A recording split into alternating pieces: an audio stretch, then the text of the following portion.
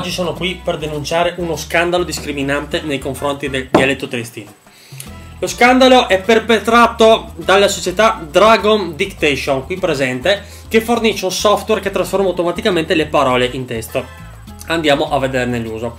Prendiamo come esempio un triestino incazzato da un incrocio. Prima procederò con la lettura in italiano del testo e poi con la traduzione in triestino medio.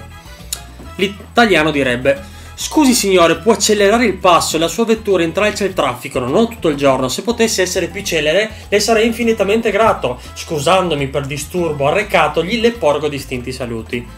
Ora facciamo partire questo programma di traduzione. Parlando in triestino.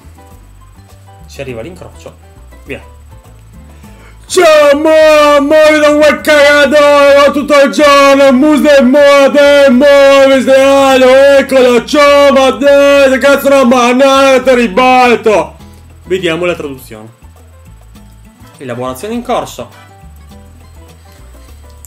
Ciao, volevo andare dalla cara, vado da Il Giorno Guglielmo, albergo ideale 21 al giorno, ad una giornata romana del bar, lo vediamo in ufficio. Non è discriminante questa cosa. Ora passiamo a un altro esempio.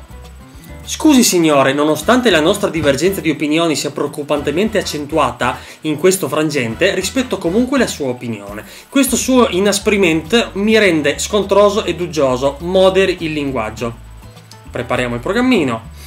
Il triestino tradurrebbe: ma più male! Elaborazione in corso. La traduzione è: ma guarda ancora. Arrivederci.